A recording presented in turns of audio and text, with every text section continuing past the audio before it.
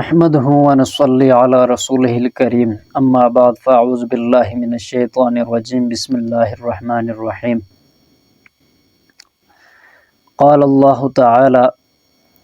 شهر رمضان الذي انزل فيه القرآن صدق الله وصدق رسوله النبي الكريم۔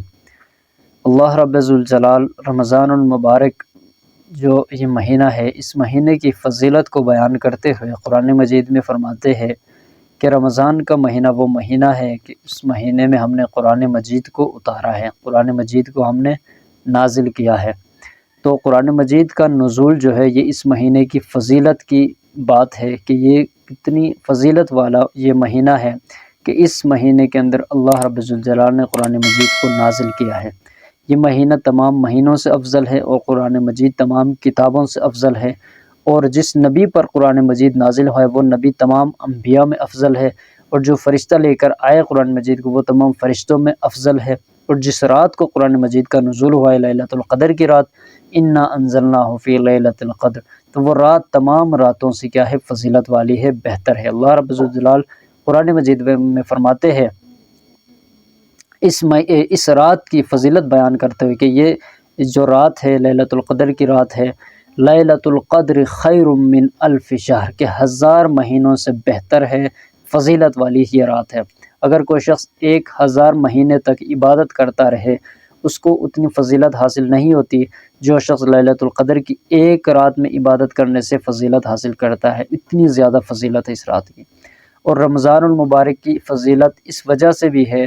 کہ اس مہینے کے اندر جو ہے اللہ رب ذوالجلال جہنم کے تمام دروازے جو ہے ان کو بند فرماتے ہیں اور جنت کے دروازوں کو کھول دیتے ہیں، اور تمام سرکش شیاطین کو اللہ رب ذوالجلال قید فرما لیتے ہیں کہ اب یہ جو شیاطین ہیں رمضان کے علاوہ جب لوگوں کو یہ گمراہ کرنے میں لگے ہوتے ہیں، لیکن رمضان میں یہ لوگوں کو گمراہ نہیں کر سکتے، گناہوں میں مبتلا نہیں کر سکتے، تو ان کو قید کیا جاتا ہے۔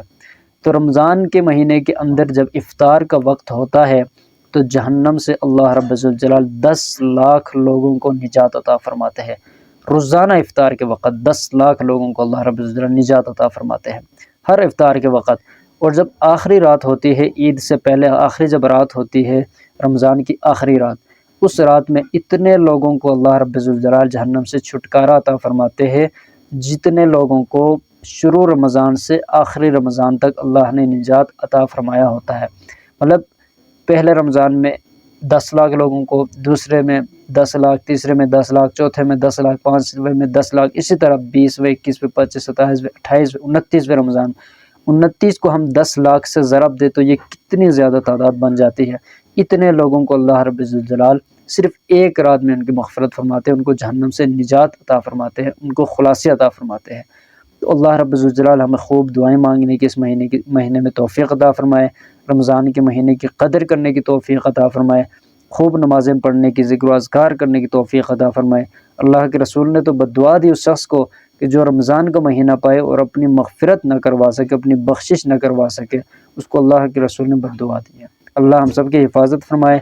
اور ہمیں خوب دعائیں مانگنے کی، کثرت سے عبادات کرنے کی، نمازیں پڑھنے کی توفیق عطا فرمائے، اور ہم سب کی اللہ رب ذوالجلال تمام مسلمانوں کی جہنم کی آگ سے حفاظت فرمائے۔ اللہم اجرنا من النار وما علینا الا البلاغ المبین۔